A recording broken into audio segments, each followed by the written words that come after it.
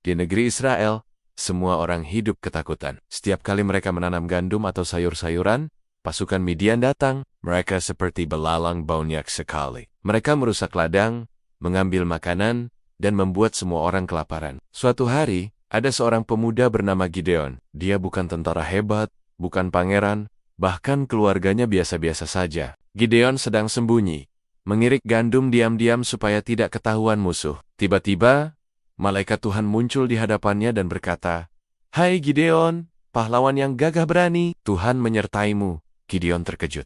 "Aku, gagah berani, mana mungkin?" Tapi Tuhan berkata, "Aku akan membantumu. Kau akan mengalahkan Midian?" Gideon masih ragu. Ia meminta tanda dari Tuhan dan Tuhan memberikannya. Bulu domba yang basah sementara tanah tetap kering, dan sebaliknya. Gideon pun akhirnya percaya.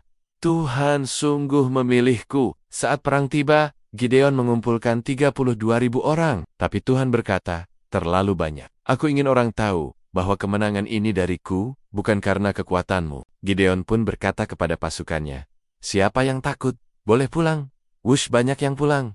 Tinggal 10.000 orang. Tapi Tuhan berkata lagi, "Masih terlalu banyak." Lalu Gideon membawa mereka ke sungai. Siapa yang minum air dengan cara minum sambil berjaga-jaga dipilih Tuhan? Akhirnya, hanya 300 orang yang tersisa. Bayangkan hanya 300 prajurit melawan ribuan musuh. Malam itu, Tuhan memberi Gideon rencana yang aneh, tapi luar biasa. Setiap prajurit membawa obor yang tersembunyi di dalam buyung tanah liat, dan sangkakala mereka mengelilingi perkemahan musuh. Pada tanda Gideon, mereka memecahkan buyung krekash, mengangkat obor tinggi-tinggi, meniup sangkakala keras-keras, tiup, dan berteriak, "Pedang bagi Tuhan dan bagi Gideon." Musuh terkejut. Dalam gelap dan kebingungan, mereka saling menyerang satu sama lain. Pasukan Midian lari terbirit-birit. Kalah tanpa Gideon, harus mengangkat banyak pedang. Gideon menjadi pahlawan, tapi saat orang-orang ingin menjadikannya raja, Gideon berkata, "Bukan aku yang memerintah kalian, Tuhanlah raja kita."